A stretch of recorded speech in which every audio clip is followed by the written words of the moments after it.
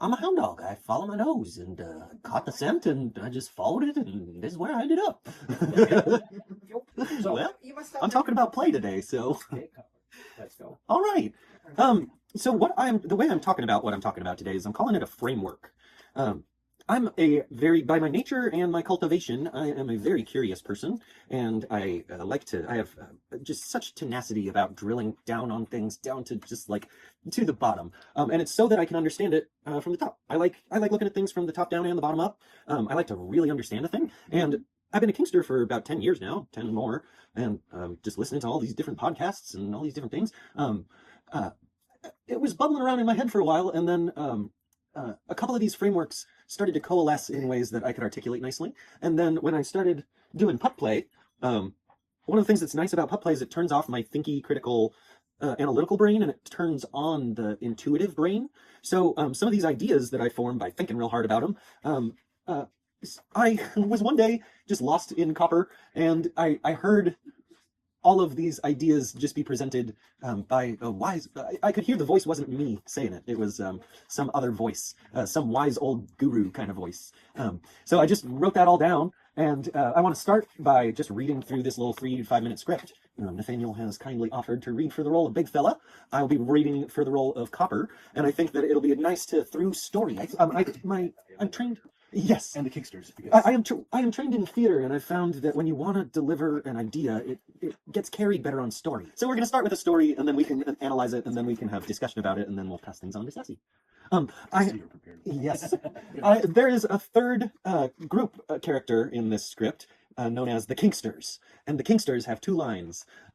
And I've written them down. So I'd like to practice right now. If y'all want to participate, you can be the Kinksters. Are y'all down for it? Okay, great. Everybody, repeat after me. You're darn tootin'. You're darn tootin'. Great. Do we have to say it that way? Yes. That's it. This is Oklahoma. Yep. And got another one. We knew you would. We knew you would. Okay, great. Your first line comes right toward the beginning. Your last line comes right toward the end. All right. I need to undergo transmogrification, and then we'll be.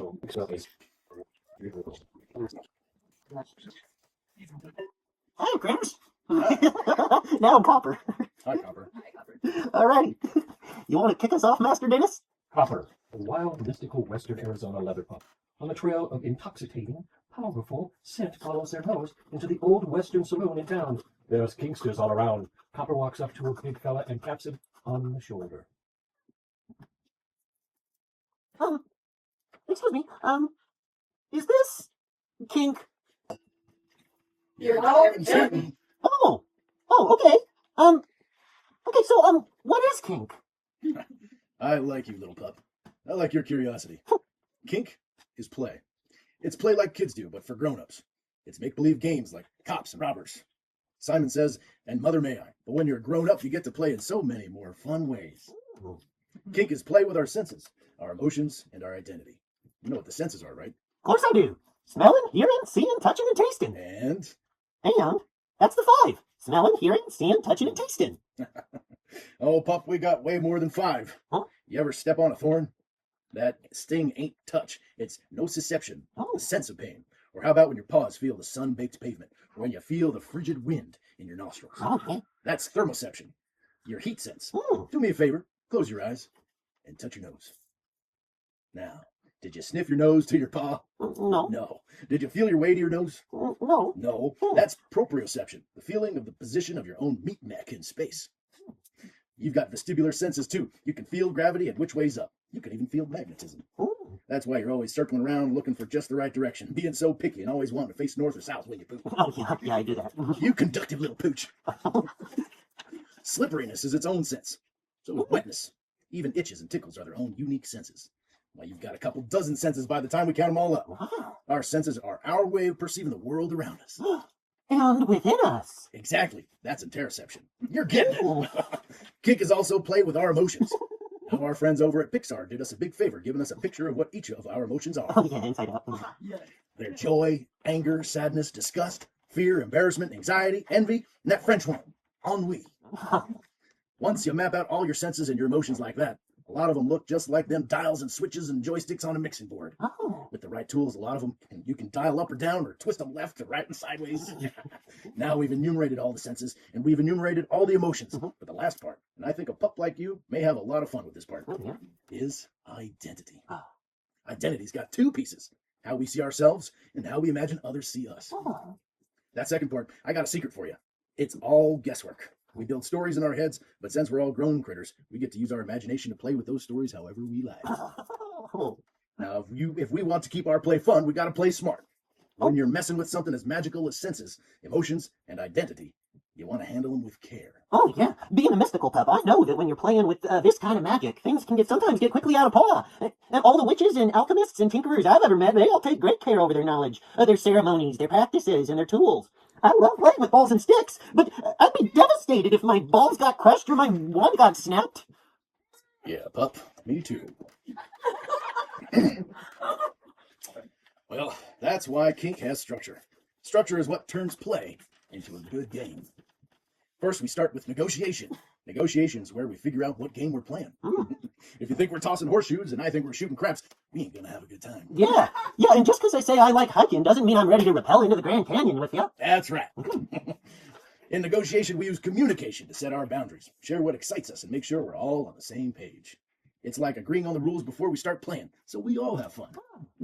We pack our experiences with Kink inside a containment vessel that we call a scene. One characteristic of a scene is that it has a beginning and an end. We step into a role, experience it fully, then step back out, back into ourselves. It's a way to safely explore the kinds of things that live deep inside us, the thoughts we keep tucked away, the feelings we don't always understand, even the wild or scary ideas that sneak up on us when we're not looking. A scene lets us bring those parts into the light, play with them, and then set them back down again, knowing we're safe. And when the play is done, we don't just walk away, we do aftercare. Check in on each other, cool down, and make sure we're all feeling good. It's like getting a big stretch over a long run of swapping stories after an adventure. Oh, good stretch. Oh, yeah, I see. Kink is about taking care of each other. It's the magic of play, but with heart. It's making sure everybody's safe and seen, held and supported while we explore what makes us tick. Our senses, our feelings, who we are inside. You got it, pup. Kink's got power, but the real magic, it's in trust. When we play smart, we make room for the wildest, most wonderful adventures, all while knowing we're held safe. Wow, I think I like this place. We knew you would. Is this Kink by Copper? Thanks, everybody. Yeah. Thank you so much. Oh, did you just say good boy? Yeah.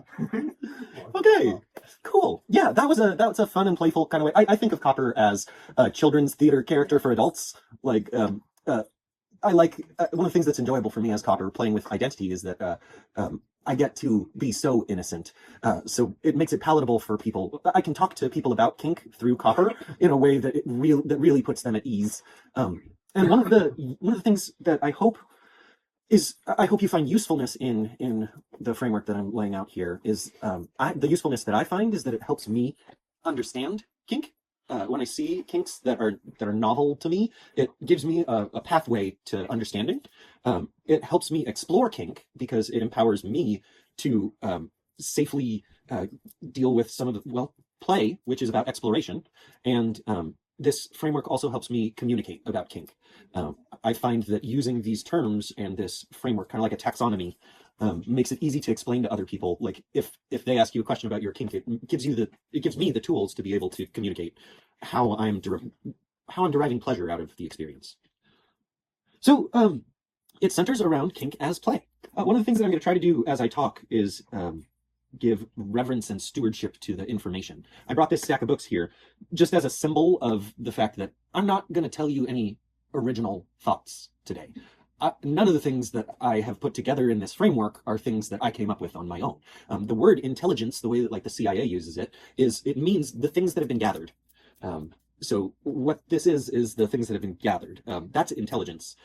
Assembling them into a useful framework, that's wisdom, and that's what makes a wizard. And so I'm hoping that this framework, the way that I've assembled all of these different things that came to me from different sources, I want to be a responsible steward of that information and tell you where it came from.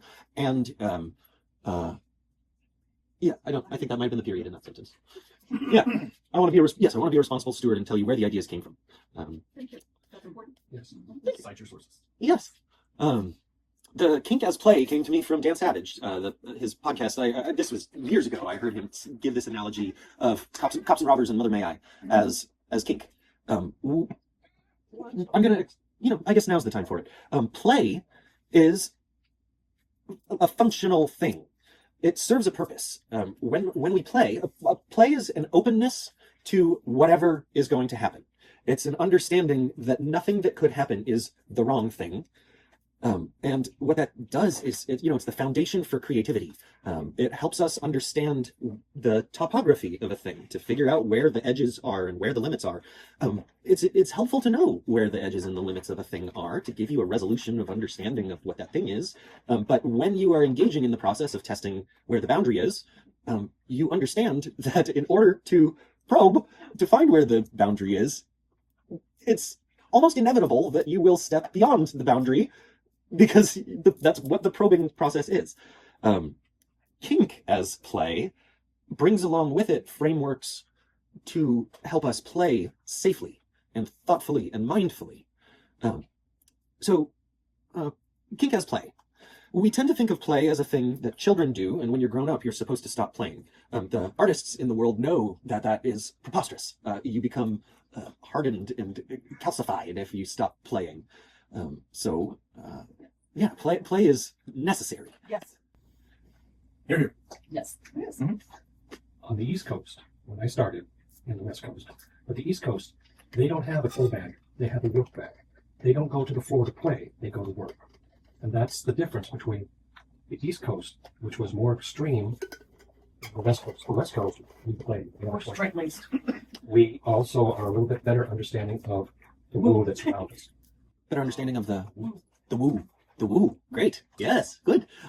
You have illuminated a dichotomy that I actually see some resolution between the work and the play. One of the things that I've explored in understanding what is play and what is usefulness and developing a reverence for it is recognizing that play is not frivolous.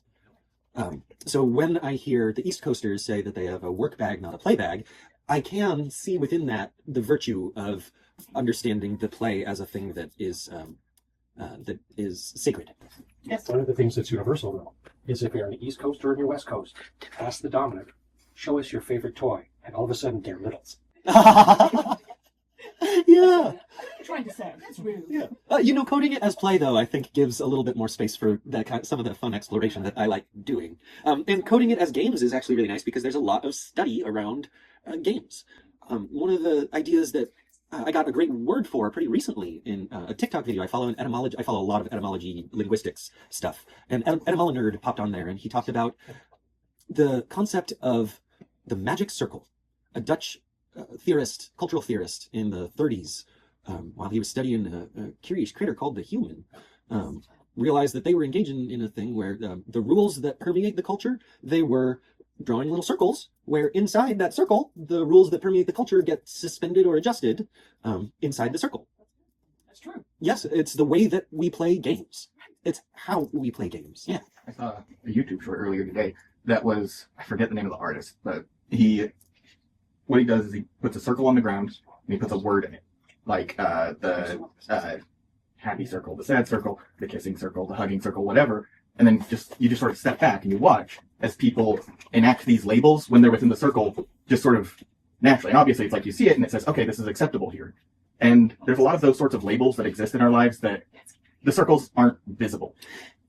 Yeah, you're getting ahead of me. Yeah.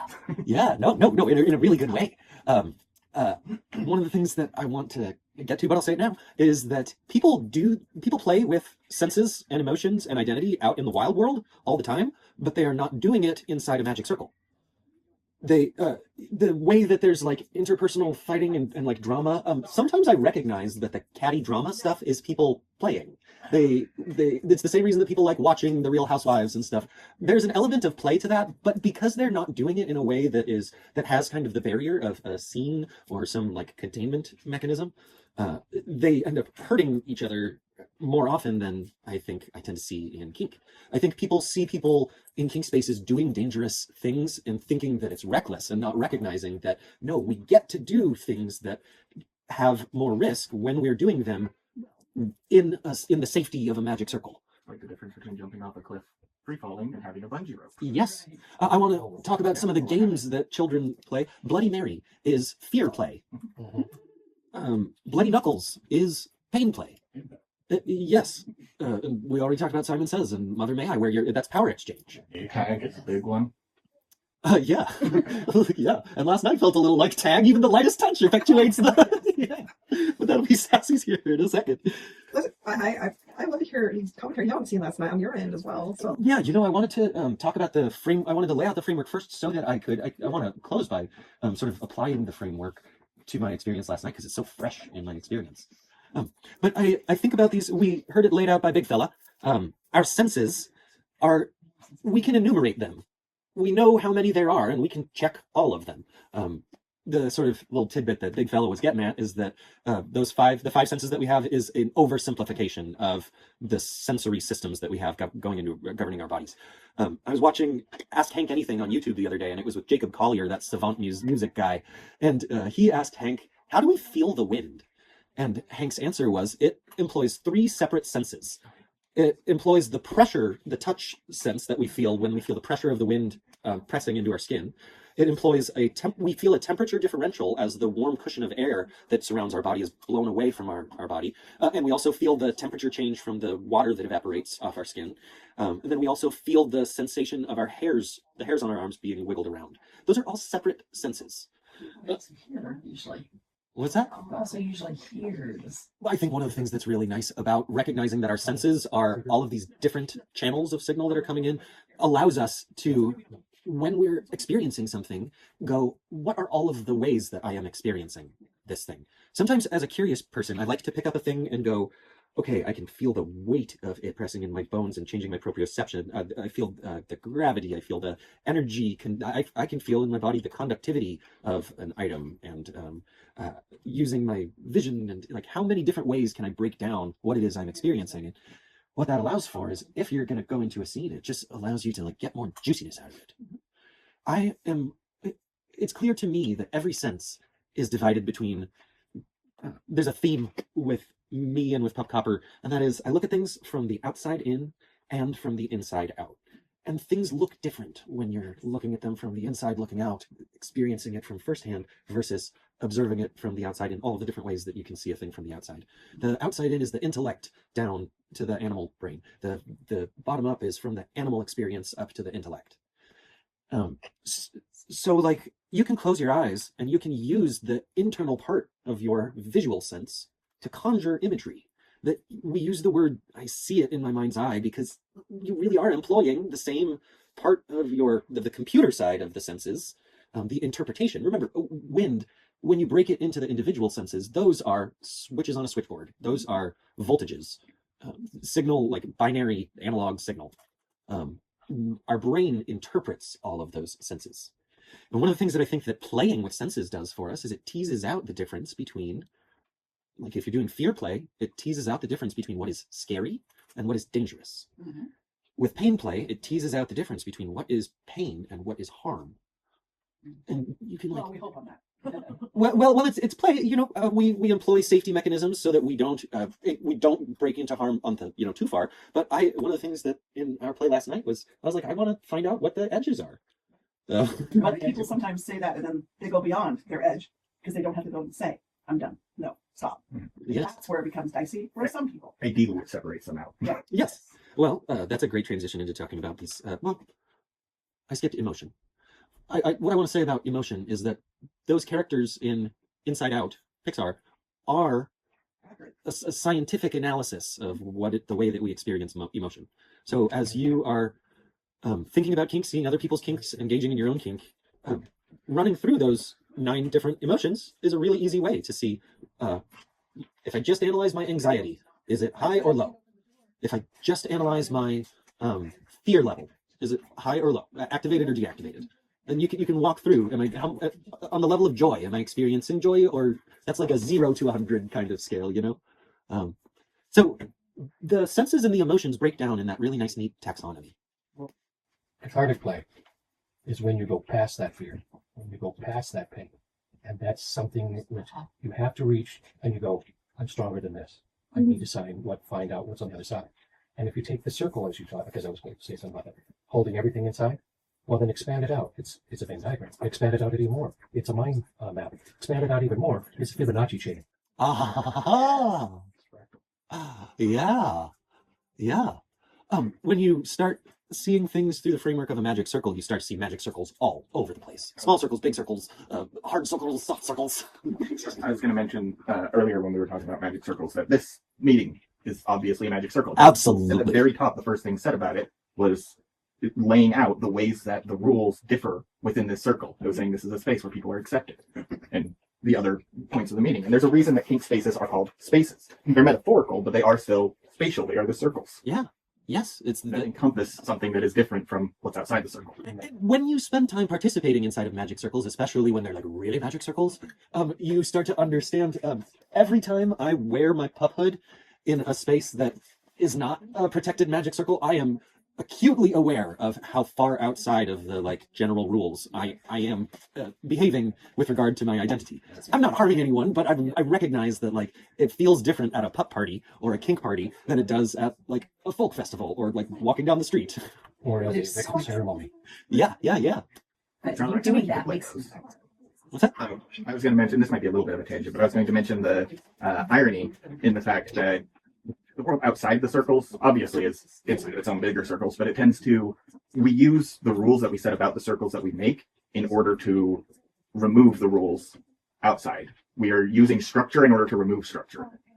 I like that. Yes, inside the circle. Or remove the sense of structure would be more accurate to say anything. Well, it makes it feel more free, even though it's more restricted because it's more rules. You know what it is? Inside the circle, you can figure out where the barriers are because you don't get punished for like, for instance, let's take like playing the game of Mafia. The rule in the general world is you're not supposed to lie. But we all know that we lie. We know that rule is a thing that will break all the time, but it's just so fuzzy out in the real world. Inside the game of Mafia, we know that you're like expected to lie. And we also don't sort of ascribe that character value to you as a person. If you're lying to me in Mafia, I don't walk out into the rest of the world. I don't step outside the magic circle and go, oh, well, they're a liar because they lied to me. When we were playing Mafia. And it's the same thing when you're engaging with something like humiliation. A person can't live their whole existence believing that they're a worthless piece of scum.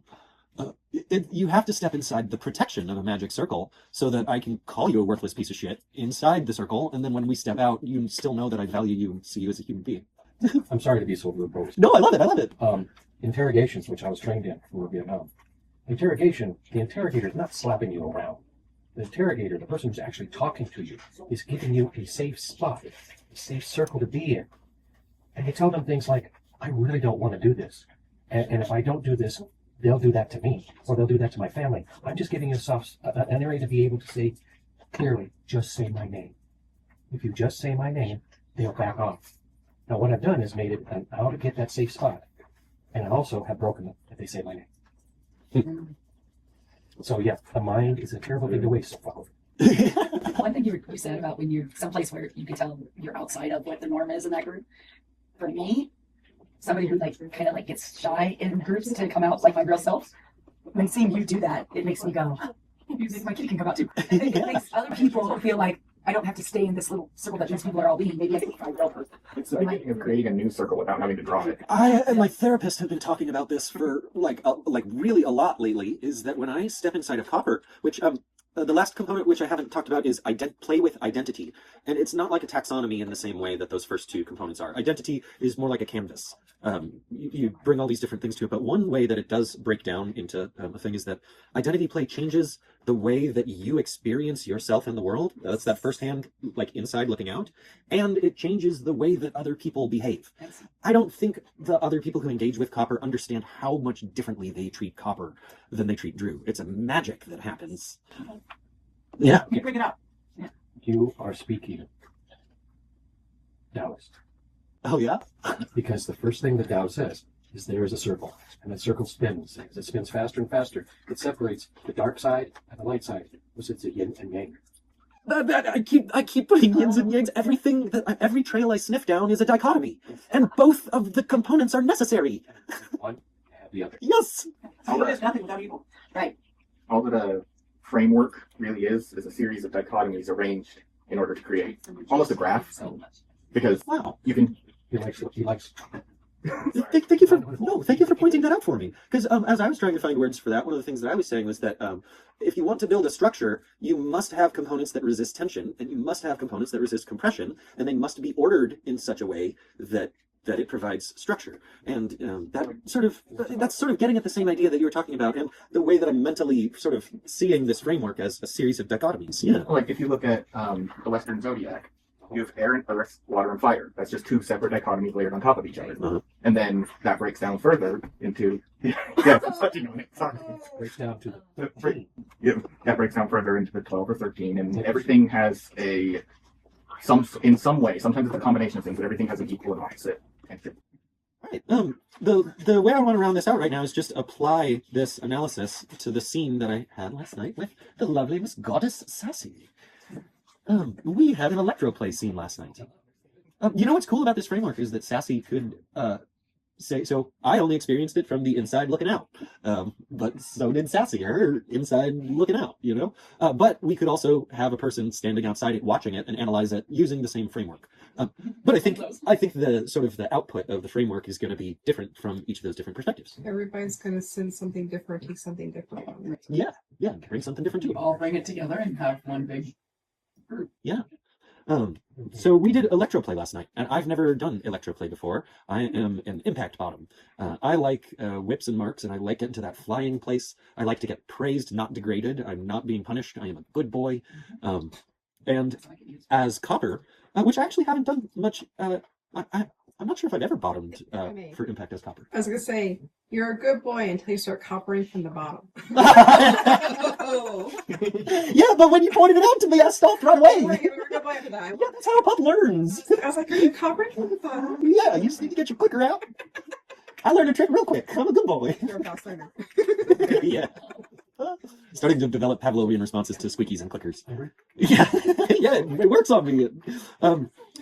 But through this framework, sensorially, one of the things I noticed about it was that the like intensity of it was not tied. It wasn't like a gradient. The shock is the slightest touch delivers the same. It delivers the same sting that that a hit would.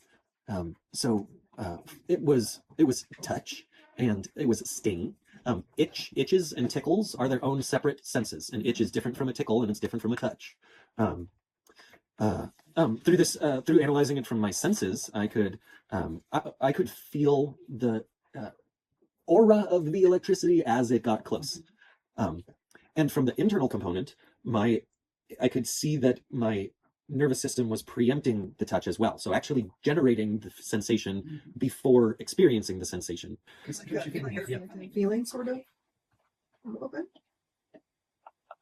Phantom? Before it actually happens, it's like a perceive it so strong that Yes. you feel it, but before it actually happens, kind of like a phantom. In the same way that I could say, I can see my bedroom that I grew up in right now. I can conjure that in my head. My nervous system was conjuring the... It's kind of preparing for it. Yes. Yeah. Yes. Anticipation. Yes, and yes, it was an anticipation of it, yeah. Which leads into the emotional component of it. What was nice was that we were inside a magic circle where I recognized that Sassy was taking care not to cause harm to me. Pain was part of what I signed up for. But because of clear negotiation and a clear magic circle, I stepped inside of a magic circle when I got to WAC because of all of the rules that they make explicit at the beginning, so that everybody has an agreed upon set of rules inside the circle. And then I stepped into a smaller magic circle with Sassy. Sassy drew a smaller circle with special rules that I stepped inside for our game, and we negotiated what those rules are before we stepped into the circle. You don't want to be negotiating what the game is while you're in the middle of the game. Yeah. Don't change the rules while the game's happening. Yeah. So that allows me to speak to the emotional component, because there was fear and anxiety, but it was fear play in the scary, not dangerous kind of place. I played not too long ago with a top who fancies themselves a demon and likes playing with fear, and had a knife that I sharpened to razor sharp, and we played in that way. And that is inside the magic circle, knowing that I'm not facing danger. I'm just going to experience fear, the scary without the danger. And that's an empowering experience. It does require a little bit of suspension of disbelief. So yes, suspension of disbelief when we talk about a magic circle. LARPing is a magic circle, and theater is a magic circle. In theater, it's play, but it's also play. Yeah. Yeah. It's performance. One of the things that I wanted to say, I'm stepping back into the previous section here, is all kink is play, but that is not a sufficient definition for kink, because I think there's an erotic component that I'm not talking about, but I think that is a function of, well, that's because to me, the way I experience it from the inside out is that the erotic component is inconsequential if I lift the rules of Puritanism that have been applied from the rest of the world. Well, the eroticism to me just feels like it's incorporated into the sensory and emotional play of it. It's just that we demonize the erotic senses and emotions, or we're like, a sensation should not allow me to experience erotic pleasure because of Puritanism. Because of what is it? Puritanism. Also, like, I think that you can do kink as play without eroticism. Yes. A lot of people. Yes, there is plenty of kink that does not include eroticism, and I am ardent that sex is not kink. Exactly. No, it's not. But it can be. They can happen at the same time. They can coexist perfectly well, but sex is not kink. No, but sex could be kinky. Yes, and should be.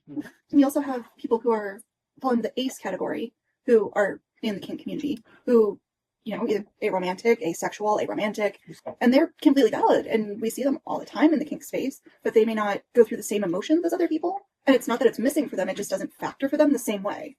It's always how I think of it, because like I don't experience that. And I knew somebody who, all three aces, and them explaining things to me was a trip sometimes, and like how to adjust my way of thinking so I could not put preconceived notions on it and get the information they were saying. And they exist, and they're hilarious, and they're funny, and oh my god, do they live a full, rich life that if I was in their shoes, I would not be able to experience. Thank you for giving voice to that. I am demisexual. I don't have a very high libido. I don't have a strong sex drive, but I get so much pleasure from participating in kink because it's play for adults, and play has all of those benefits. A lot of vanillas, the people just in the world, they get really thinking that everything's sexual, and it's like everything is not sexual. It's like there's so much that feel and touch and emotions and chemical releases that don't have to have the sexual part, and it's really hard for them to understand. They just don't understand. Right. How can you do that without having the thoughts of sex? That is my hope that this framework provides. Through this lens, you understand there are no vanilla people out there. If you have a nervous system, you will enjoy playing games with your nervous system. Yeah. I noticed, talking with a very, very close vanilla person in my life, they can't tell the difference between sensual and sexual. Ah, yeah. So If they played with it, they could tease out the difference. Ceci had something that she was going to say. I was thinking back how kink is not necessarily sexual, because there are things I've done in kink that involve torture.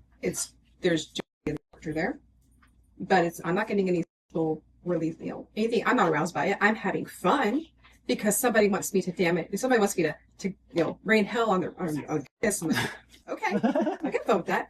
And I'm a focus operator, and I had a client who I do weekly sessions with, and he told me for the first time in 30 years my blood pressure is down to normal. I'm like, oh, yeah, you have to go to gym. Have you been eating better? He said, no, the only thing that's changed is that we're doing our weekly sessions. So kink can also have a very cathartic point to it as well.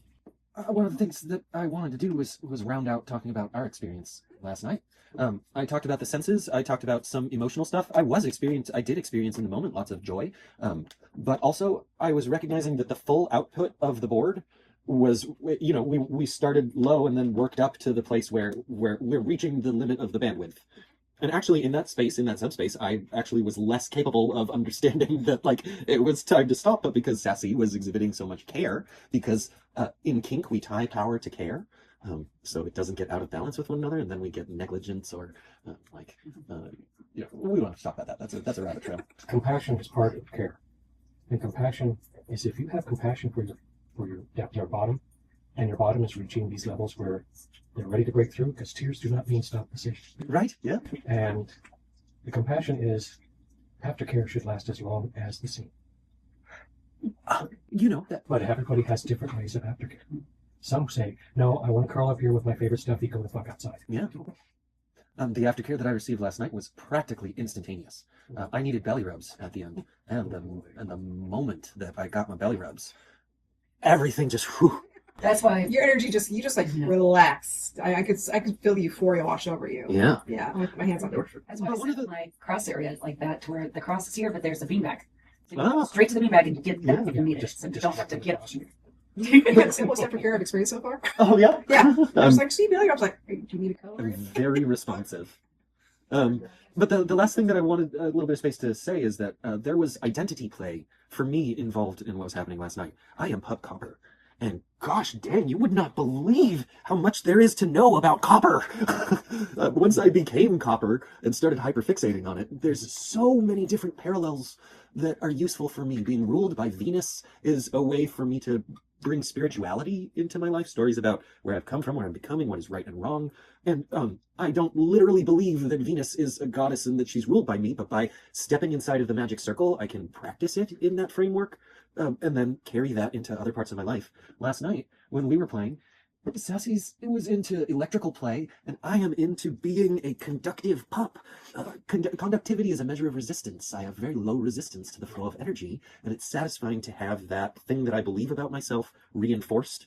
And playing in that way, where I could encode her as a goddess and me as like coming for like ritual cleansing to like fulfill my material purpose, like it made it even just like so much more rich and vibrant. Also, we said electrical goddess. I'm like, I'm going to add that to my Trist profile now. So you enjoyed it?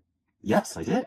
But also by practicing understanding kink through this framework, it just lets me tap into more of the things that can allow it to be like more In exciting. this case, you don't see her as a goddess. You see her as her ethos, her love, her other things that she's known for. Why did they go and pray to her? Because she was giving them release and love. And if they would, they go, oh, she's a god. You got to pray to her. Why did they pray to her? Why did they build temples just for her? And that's what you look at. Yeah. Every time I say I'm ruled by Venus, I say she's the goddess of love, care, nurture, and femininity. And those are just like such, for me, like just rock solid Aren't you glad it values. was Diana? Yeah. The last thing I want to say is that it was deeply therapeutic. I have Ehlers-Danlos syndrome. I have autism. I have had a traumatic brain injury and an accident that damaged different parts of my nervous system, my spine. It's been 10 years recovering, and lately I've been experiencing even more and more recovery. It's ongoing. But the come down last night and then my experience today, all of these, I feel myself. I spend a lot of time going internal and doing somatosensory techniques to kind of organize my fascia. Ehlers-Danlos syndrome is soft connective tissue, and the problem is that your body falls out of order. So I spend time like making it slip into order. And by undergoing the experience of intensely activating my nervous system and then letting it cool down, it has allowed for freedom, adhesions to slip, and because we activated my nervous system, it's like from the inside looking out. I have a clear picture of all of the different parts of my nervous system in a way that over time they kind of like fall away from. So I'm not giving medical advice when I say this, but kink has the potential to be extraordinarily therapeutic. Well, you're saying that I know I'm talking to the kinksters right now, so that's not the new. saying we use is kink is not therapy, but it is therapeutic. Ah, okay. That's a very good clarification of it. And there's a reason why I say it can be cathartic. I see it as a catharsis Yeah. and as a release as well. And Well, yeah. also, you're the first pup I ever topped. I played with. And it was interesting from my experience because when you have your mask on, I can't read I can read your eyes, Uh-huh. and you have expressive eyes, so that helps a lot. And I have to read your body language, so that helps me a ton on understanding where you're at in a scene too, Ah. as well. I was like, that's why I like responsive bottoms. I'm like, okay, this is good because stoic bottoms kind of throw me off. Right. Yes, if you don't have understand, yes, it's why deadpan people are unnerving as well, because we can't get a read on the. Yeah, I'm big on saying nonverbal communication is communication. We are getting outside of the realm of my talk, and I'd like to. 7 minutes. 7 more minutes. Oh, 7 more minutes. Yeah, I don't have more to say. I just want to allow space for anybody who I've been talking a lot, and it's That's what you're supposed to be. You're supposed to be. sure. But I want to make sure that if there's anybody in this room who that can't break into dense conversation the way it has been, that if anybody Questions, comments? has questions or questions or offerings. Yeah, one. Don't be so excited about everything. Do you know? So I saw somebody say on TikTok the other day, rejection hurts less when you are being your authentic self. And I have done so much work being my authentic self that I reject your rejection. It is my material property to be extra excited. Reject rejection. I reject your reality and substitute my own. Part of it is probably the skill of self-validation. Yes. Yes. And that is a definite survival technique that you brought to your regular life. The play with my identity like this, it took my therapist pointing it out to me that, here's the thing I didn't say. This kind of play is a special kind of identity play that I call avatarization. Mm-hmm.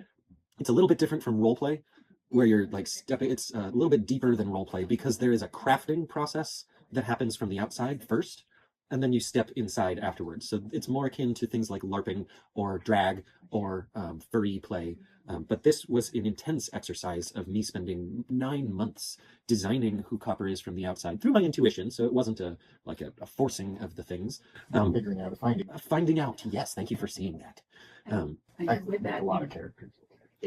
like when I was with the furries, you get so much criticism growing up, and so much you have to form with the society. You have to be this, you have to be that.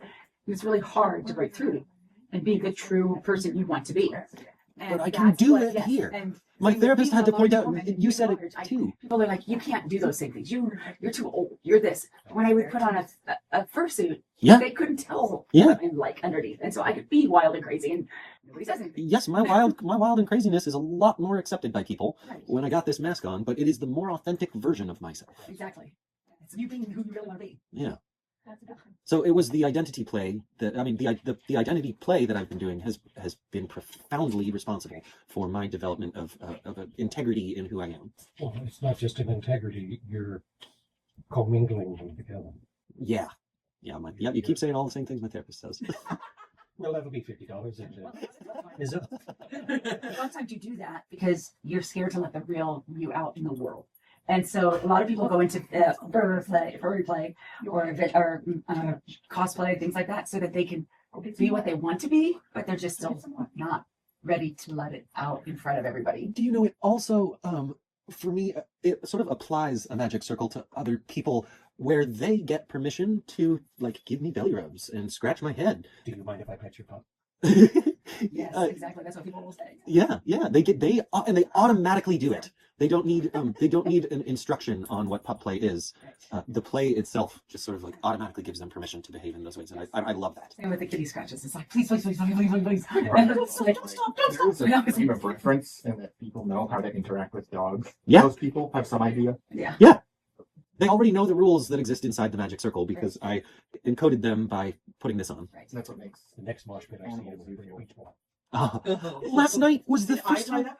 Last night I gave this. So I carry around my copper ball. Yes.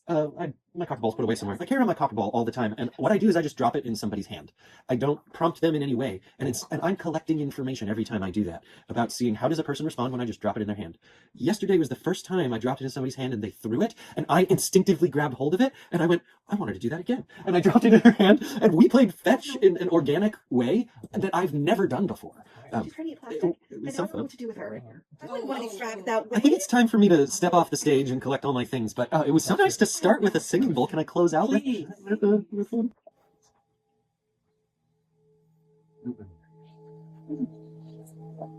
I like that one. I don't even know. The little one's very powerful. In Eastern tradition, you are to listen to 3 parts of the bell: the start, the middle, and the end. And I always close with 3 taps.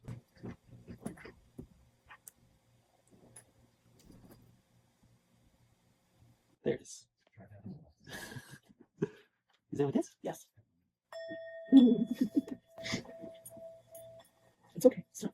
They're not getting you. Nope.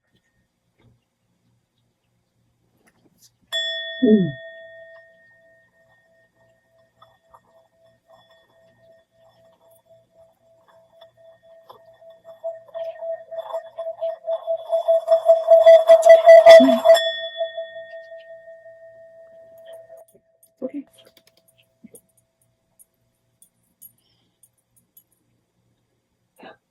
Little factoid about bells. All struck bells produce two tones. They're fundamental and a tone a minor third above it. That's why when you hear church bells play songs in minor keys, they sound in tune, but when you hear them play pop songs in major keys, they sound out of tune. It's inherent in the instrument. Eastern traditions of music, like Indonesian music, is they only have struck instruments, and that's why they predominantly use pentatonic and minor scales. And you can hear the two different notes that are produced, the fundamental and the minor third, when you hear it struck versus rubbed. You hear the ooh, and then